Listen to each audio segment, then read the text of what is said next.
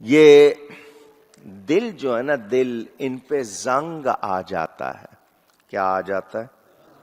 اونچی. صحابہ نے پوچھا حضور یہ جب دلوں پہ زنگ چڑھ جائے تو کیسے دور ہوگا؟ فرمایا قرآن کی تلاوت سے.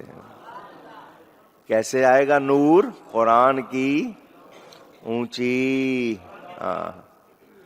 کہانی کی کتاب مل جائے، ناول مل جائے، افسانہ مل جائے، ڈرامہ مل جائے، فلم مل جائے، وہ گھنٹوں سنیں گے. 10 منٹ قرآن پڑھنا گوارا نہیں. قرآن پڑھنے والا، قرآن سیکھنے والا اگر قرآن پڑھتے سیکھتے ہوئے وفات پا جائے، فرشتے قبر میں آ کے پورا کرا دیتے ہیں. اور قرآن شریف یاد کرنے والا، جس کو حافظ کہتے ہیں، قاری کہتے ہیں، اس کو قیامت کے دن کہا جائے گا قرآن پڑھتا جا، جنت کے درجے طے کرتا جا. وہ اونچا جاتا جائے گا، نہ قرآن پڑھنا ختم ہوگا، نہ اس کی نعمتیں کم ہوں گی. اور جنہوں نے اپنے بچوں کو قرآن یاد کرایا ہوگا، نور کے تاج پہنائے جائیں گے ان کو. ہمیں آج شوق جی فلانی کتاب وہ سنی ہے فلانے کی، اور او ہو اس میں یہ ہے، اس میں وہ ہے. بتاؤ قرآن جیسی بات کسی کتاب میں ہو سکتی ہے؟ سوچی جا سکتی ہے؟ سوچیے گا. اس قرآن سے ہم نے تعلق توڑ لیا. جب سے ٹوٹا ہے ہمارا حال دیکھ لیں. آپ پھر اس قرآن سے ناتا جوڑیں. اچھا لوگ آتے ہیں، مولانا صاحب کو وظیفہ بتاؤ، صحت کے لیے، کاروبار کے لیے، گھر میں برکت کے لیے، محبت کے لیے. میرا بتایا ہوا وظیفہ اور رب کا بتایا ہوا وظیفہ فرق ہے یا نہیں؟ اونچی. قرآن پڑھنے والے کو کسی وظیفے کی ضرورت نہیں پڑتی ہے، اور جو قرآن نہیں پڑھتا سارے وظیفے پڑھ لے پھر کوئی فائدہ. قرآن پڑھو، غنیمت ہے. کچھ لوگ سورہ یاسین روز پڑھتے ہیں، کوئی سورہ ملک پڑھتے ہیں، غنیمت ہے. پڑھتے تو ہیں نا، ہمارے یہاں رواج ہی نہیں. ترتیب سے قرآن پڑھتے رہو. رمضان میں بہت کم لوگ ہیں ہاں جی قرآن شریف 1 مرتبہ پڑھ لیا. جو 2 مرتبہ پڑھ لے وہ تو سمجھتا ہے میں نے کشمیر فتح کر لیا. مولانا صاحب میں نے 2 مرتبہ پڑھا ہے. ہمارے امام اعظم ابو حنیفہ رمضان میں 61 مرتبہ قرآن ختم کرتے تھے. 1 دن میں ختم، 1 رات میں ختم، اور 1 پورے مہینے کی تراویح میں ختم. ہم 2 پڑھ لیں تو سمجھتے ہیں پتہ نہیں کیا کر لیا. قرآن روز پڑھا کرو. پڑھو گے؟ ابھی تک سستی کیا، آج سے نیت کر لو. 1 صفحہ پڑھو، آہستہ آہستہ عادت تو بنے نا. 10 آیتیں پڑھو، روز پڑھنا، اور بچوں عورتوں کو پڑھانا. سب پڑھو قرآن. سب سے کہیں قرآن پڑھو. 5 منٹ قرآن ضرور پڑھنا ہے.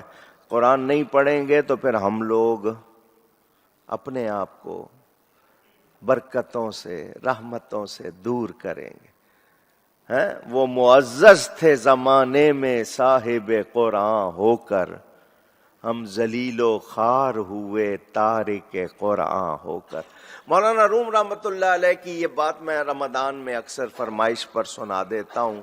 جو لوگ تراویح میں آتے ہیں نا، درس میں سناتا ہوں. اس میں مولانا روم فرماتے ہیں ایک آدمی تھا، اس کا جوان لڑکا، اس کو بڑی اچھی ایک لڑکی پسند آئی. اس نے اپنے بیٹے کی منگنی کر دی. بیٹے نے بھی ہاں کر لی. نکاح ہو گیا. نکاح والے دن پروگرام میں ایک بوڑھی عورت تھی جو عمر کی زیادہ، مگر وہ پارلر سے اپنے آپ کو بہت سجا کر خوب میک اپ کر کے بن ٹھن کے آ گئی اور لڑکے کے سامنے آ کے بیٹھ گئی اور لڑکے کو اپنے دام میں، اپنے دھوکے میں پھنسانے لگی. لڑکا اس کے چکر میں آ گیا. بجائے بیوی کے پاس جانے کے وہ اس عورت کے پاس جانے لگ گیا. ساری دنیا حیران پریشان کہ یہ بوڑھی عورت ہے، جوان اس کی خوبصورت بیوی اس کی طرف جاتا نہیں ہے، بوڑھی کی طرف جا رہا ہے. گھر والوں نے جتن شروع کر دیے. کوئی دم کر رہا ہے، کوئی تعویذ کر رہا ہے، کوئی کیا کر رہا ہے، دعائیں کر رہے ہیں. بڑا جناب بہت ہی پریشان. باپ کی سمجھ میں نہیں آ رہا کہ جوان بیٹا ہے، میں کروں کیا، سختی کروں، کہیں اور بات بگڑ جائے، یہ چلا جائے کہیں پہ. آخر وہ رویا. آخر اونچی जेड़ा रोया ओदा काम होया, जो रोता है उसका काम होता है। रोया जब सारी दुनिया से मायूस हो ना, फिर खुदा याद आता है ना, हमारा यही हाल है।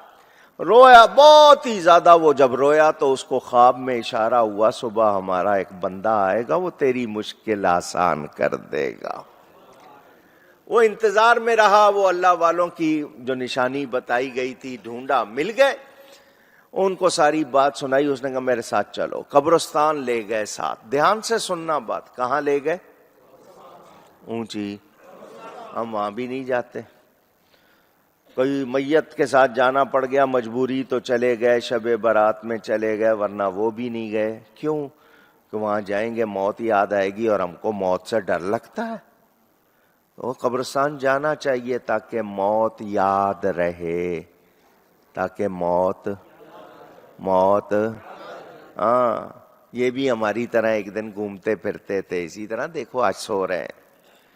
ये भी हमारी तरह मजे करते थे, आज शहर खामोशा मनो मट्टी के नीचे। याद रहे कि हमने भी यहां आना है, हमने वो भी छोड़ दिया। वो कब्रिस्तान ले गए, एक पुरानी कब्र ढूंढी, कब्र के पास उन्होंने खुदाई की तो जुल्फ बालों में गेरा लगी हुई, गांठें लगी हुई, लंबी जुल्फ, उसमें जगह जगह गेरा लगी हुई।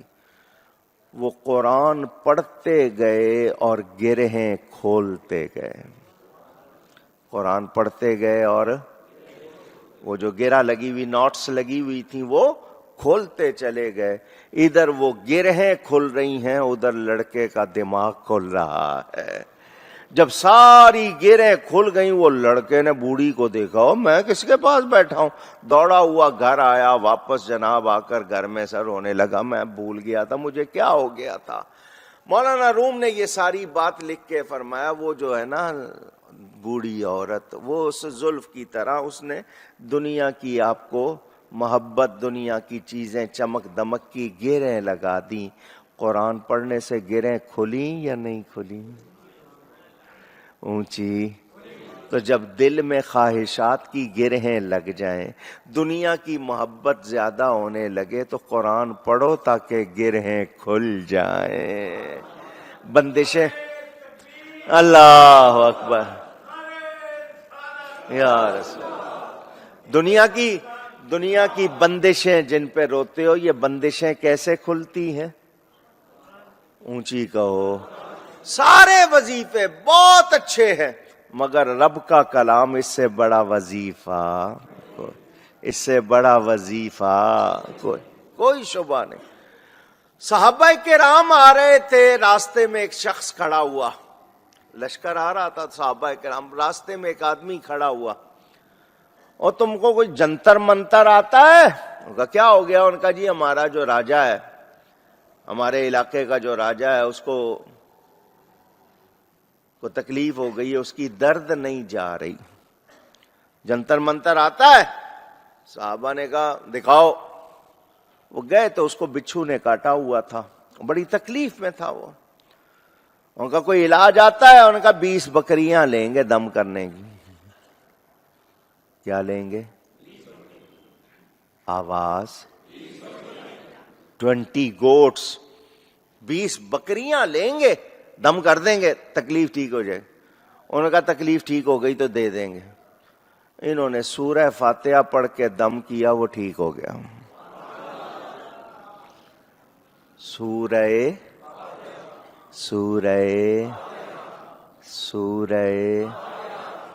क्यों कहलवाया मैंने बार बार? ये एक सूरत, मेरे मौला अली फरमाते हैं जो कुछ कुरान में है वो सूरह फातिहा में है। आप शायद इस सूरत को जानते नहीं हैं।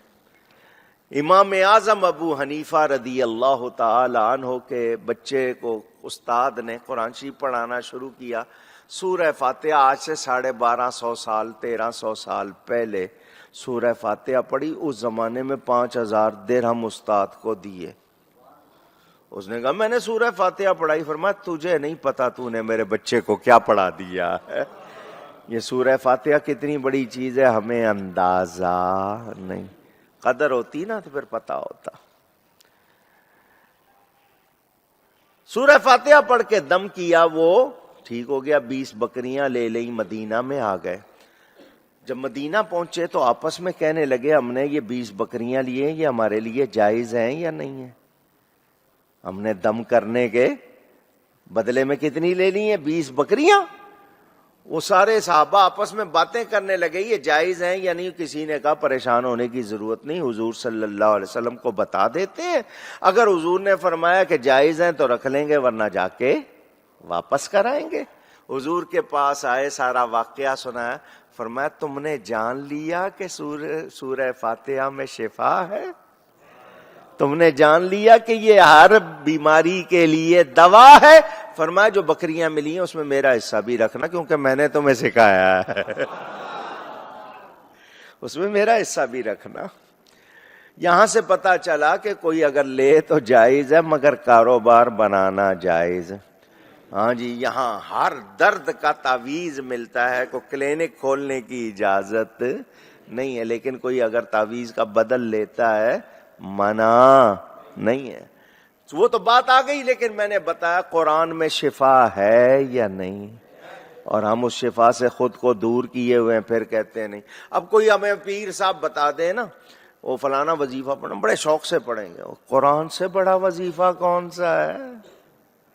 رب کا کلام ہے, اس جیسا کوئی کلام نہیں. 2 وظیفے بس, قرآن شریف اور درود شریف. جو پڑھتا اس کو کسی اور وظیفے کی ضرورت نہیں. کیسے کیسے بزرگ میں نے ابھی دیکھے. ساؤتھ افریقہ, جنوبی افریقہ میں ہمارے ایک دوست, ان کے والد صاحب 2 دنوں میں قرآن ختم کرتے ہیں. ساری زندگی ان کی عادت, ہر دوسرے دن انہوں نے قرآن ختم کرنا ہے. حالانکہ وہ کاروباری ہے, مگر ان کا مزاج. ایسے لوگ بھی ہیں. شرق پور شریف میں ہمارے حضرت میاں صاحب شرق پوری رحمت اللہ علیہ کے بھتیجے, ان کے بھائی کے بیٹے حضرت صاحب زادہ میاں غلام محمد صاحب ایک مرتبہ تشریف لائے تھے, یہاں جمعہ پڑھایا تھا. روز کے 18 پارے پڑھتے تھے وہ. حالانکہ وہ مریدوں کو بھی دیکھنا, دوسرے کام بھی, مگر ان کو قرآن شریف سے محبت تھی, روز پڑھتے تھے اتنا. اور آج ہم میں سے کتنے ہیں, کسی سے پوچھ لو, نہیں جی ہفتے میں نہیں پڑھا, مہینے میں نہیں پڑھا, سال میں مشکل سے. قرآن شریف سے محبت. تو حضور نے عرض کی یا اللہ میری قوم نے قرآن کو چھوڑ دیا ہے. تو اب پتہ چلا جو قرآن کو چھوڑ دیتے ہیں وہ اپنے آپ کو بیکار بنا لیتے ہیں, پھر ان کو اللہ کی رحمت ملتی نہیں. وَكَذَلِكَ جَعَلْنَا لِكُلِّ نَبِيٍّ عَدُوًّا مِّنَ الْمُجْرِمِينَ وَكَفَى بِرَبِّكَ هَادِيًا وَنَصِيرًا. اور اسی طرح ہم نے ہر نبی کے لیے دشمن بنا دیے تھے مجرم لوگ, اور تمہارا رب کافی ہے ہدایت کرنے اور مدد دینے کو. میرے دوستوں اور بزرگوں, علامہ اقبال نے کہا تھا نا, ہر زمانے میں 2 قوتیں ملیں گی, موسیٰ و فرعون و شبیر و یزید. علامہ اقبال کا شعر ہے, موسیٰ و فرعون و شبیر و یزید, این 2 قوت از حیات آید پدید. جب بھی دیکھو گے اگر حضرت ابراہیم نظر آئیں گے تو نمرود بھی نظر آئے گا, موسیٰ علیہ السلام نظر آئیں گے تو فرعون بھی, نبی پاک صلی اللہ علیہ وسلم ہے تو ابو جہل بھی, امام حسین ہے تو یزید بھی نظر آئے گا. اور آپ محبت والے ہیں تو گستاخی کرنے والے بھی ہے نا. اب اس کا مطلب کیا ہے میرے دوستوں اور بزرگوں؟ یہ اللہ تعالی کی مشیت. کہتے ہیں نا بدبو سے خوشبو کا پتہ چلتا ہے, اندھیرے سے اجالے کا پتہ چلتا, فرق پتہ. تو صبر کرنا. آپ کو 2 قوتیں, ایک طرف وفا نظر آئے گی, ایک طرف جفا نظر آئے گی, ایک طرف ہدایت نظر آئے, دوسری طرف گمراہی. تو اب پتہ چل گیا کہ انسان کو مشین کی طرح نہیں بنایا، عقل سمجھ دی ہے کہ وہ دیکھے کیا صحیح ہے کیا غلط. نبیوں کو دیکھو اور نبیوں کے دشمنوں کو دیکھو تو اللہ کن کے لیے ہدایت کا سامان کرتا ہے، کن کی مدد کا انتظام کرتا ہے، جو صحیح راستے پر آتے ہیں. اب سامنے شیطان بھی ہے، اس کا طریقہ بھی دیکھ لو، نبی کا طریقہ بھی دیکھ لو. اللہ کی طرف آنا ہے، نبی کا دامن تھام لو تو تمہیں ہدایت بھی ملے گی، مدد بھی ملے گی. اختیار دیا گیا، ارادہ دیا گیا. میرے دوستوں اور بزرگوں، اس حوالے سے بہت ساری باتیں آئیں گی انشاءاللہ، آپ کے سامنے عرض کروں گا. آج کا خلاصہ صرف اتنا کہ ہم نے دوست کس کو بنانا ہے؟ کس کو بنانا ہے؟ اونچی.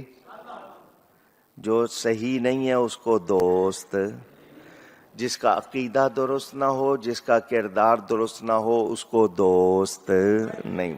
اور اگر ابھی تک دوستی ہے تو اس سے بچنا ہے، یا تو اس کو کہو کہ ٹھیک ہو جاؤ ورنہ میری تمہاری دوستی ہو سکتی نہیں. میں نے آپ کو بتایا تھا نا، مولانا روم نے لکھا کہ ایک وہ مینڈک تھا کنویں کا اور چوہا تھا باہر کا. چوہے نے مینڈک سے کہا دوستی ہونی چاہیے. اس نے کہا میں پانی کا ہوں، تو خشکی کا، تو اپنی راہ لے میں اپنی راہ لوں، تیری غذا اور ہے، تیرے طور طریقے اور ہے، میرا طریقہ. اس نے کہا نہیں نہیں، دوستی ہونی چاہیے. پیچھے پڑ جاتے ہیں نا. نہیں سمجھے؟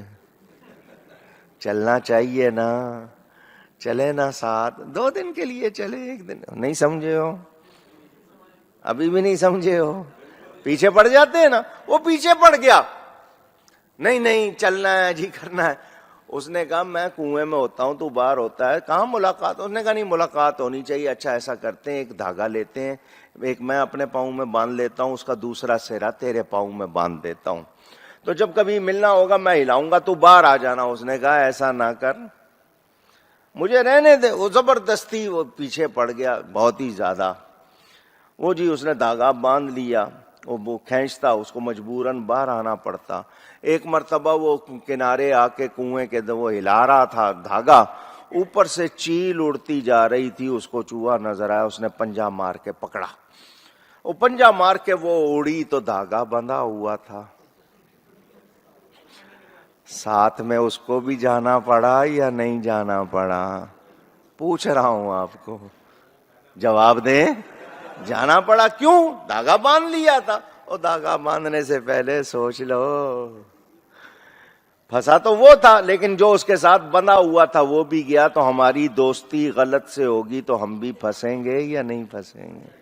تو اچھوں سے دوستی لگائیں تاکہ جدھر وہ جائے ادھر جائے ہم. دھاگا کہاں باندھنا ہے؟ اللہ والوں سے باندھنا ہے، غیروں سے. اونچی. اللہ تعالی ہم سب کو نیکی کی توفیق عطا فرمائے. گفتگو میں کوئی غلطی ہوئی ہو اللہ کی بارگاہ میں توبہ کرتا ہوں. وآخر دعوانا ان الحمد للہ رب العالمین.